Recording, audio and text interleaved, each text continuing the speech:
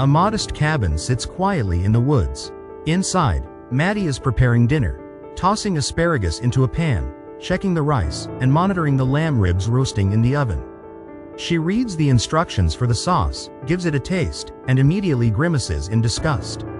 A message pops up from her neighbor, asking to drop by. Maddie agrees. She plugs in her laptop and continues chatting on her phone. Then she calls her cat in for dinner and fills its bowl. Outside, her neighbor Sarah approaches. Maddie steps out to greet her. Sarah, excited, tells Maddie she's finished reading her book and attempts to communicate using sign language. Maddie, who is deaf, usually reads lips, but Sarah insists on practicing her signing. Maddie asks what she thought of the story. Sarah says she loved it, though she completely misguessed the ending. Maddie explains that her mind constantly spins with alternate conclusions. Her imagination plays out every possibility like a film reel. Suddenly, the fire alarm blares. They rush inside. Maddie disables the alarm while Sarah pulls the lamb from the oven. The cat darts out the door. Sarah comments on how loud the alarm is, and Maddie explains it has to be. She relies on the vibrations to wake her during sleep. Later, they sit on the porch, discussing the cat. Maddie reassures Sarah that she's independent and will return. Sarah invites Maddie over to order food since her own dinner was ruined, but Maddie declines. She has work to do. Maddie receives a message from Craig, saying he's thinking of her. She deletes it. That night, Maddie eats while working on her new novel. She struggles with the ending, unsure which direction to take. Frustrated, she tries to FaceTime Craig but ends the call before it connects. He keeps trying to reach her, but she ignores both her laptop and phone. While cleaning the kitchen mess from earlier, Maddie hears frantic banging at the door. Sarah is outside, panicked, hoping Maddie will see her. But before she can react, Sarah is struck by an arrow and killed, right in front of the window. Maddie notices nothing. The killer watches through the glass and knocks, testing whether she can hear. Realizing she can't, he drags the body away. Craig continues calling, but Maddie refuses to answer. She sits down to write again, still blocked. Meanwhile, the killer enters her home and approaches her silently. Maddie, unaware, laughs at her creative frustration. Suddenly, her sister FaceTimes her. The killer backs away from view. They chat briefly about Maddie's novel and Craig. Her sister encourages her to start dating again and invites her to move back to the city. Maddie declines. As they talk, the killer grabs Maddie's phone from the counter. Her sister notices it on camera. Maddie brushes it off, saying it's probably her cat, and ends the call to look for her.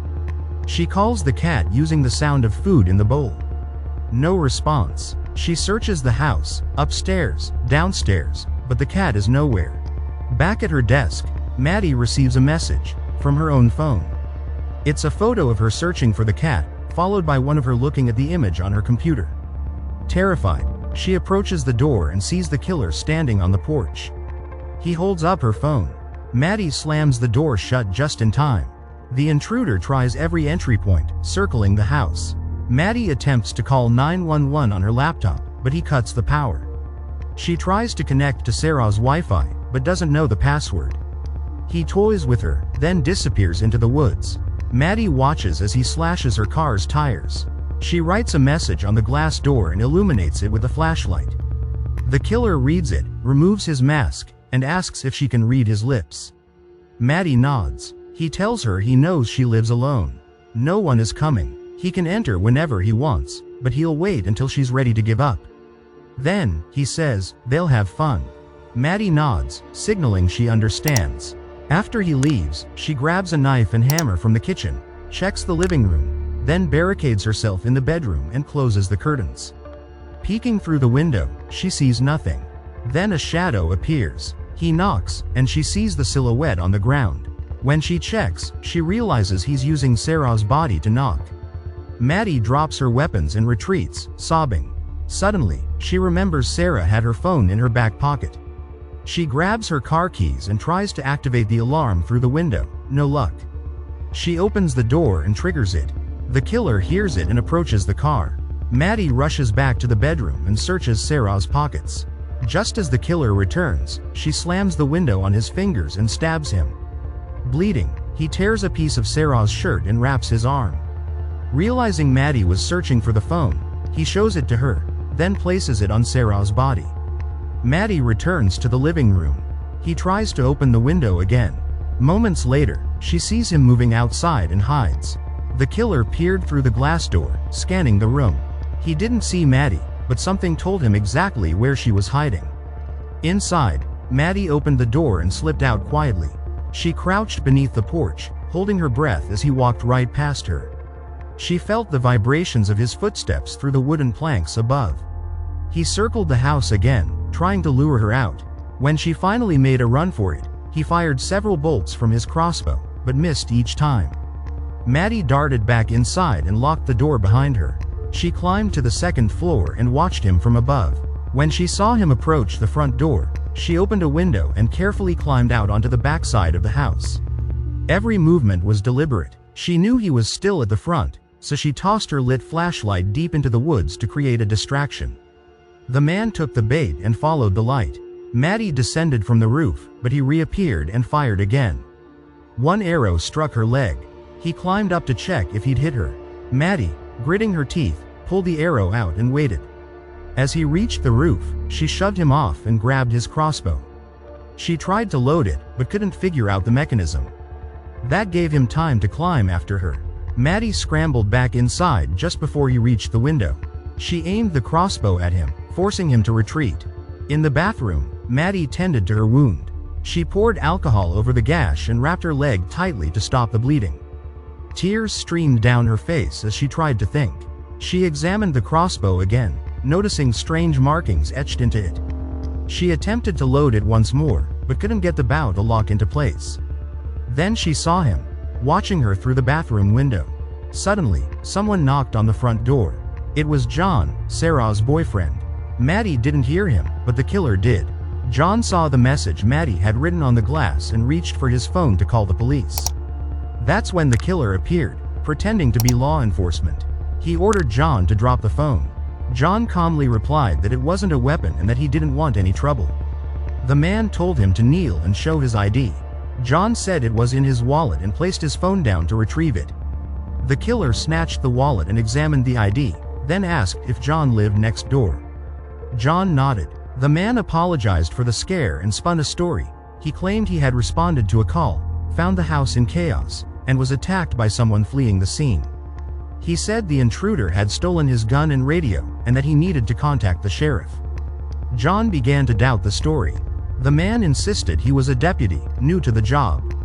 He asked to use John's phone, and John handed it over. The killer pretended to make a call, then pocketed the device without returning it.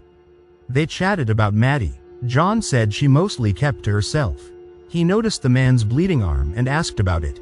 The killer lied, saying it was from the earlier scuffle. John asked for his phone back.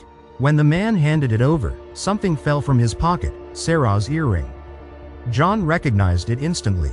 He began asking pointed questions, trying to catch the man in a lie. The killer dodged every one. Meanwhile, Maddie was still struggling to draw the crossbow. She couldn't get it to lock. John, now certain the man wasn't a cop, played along.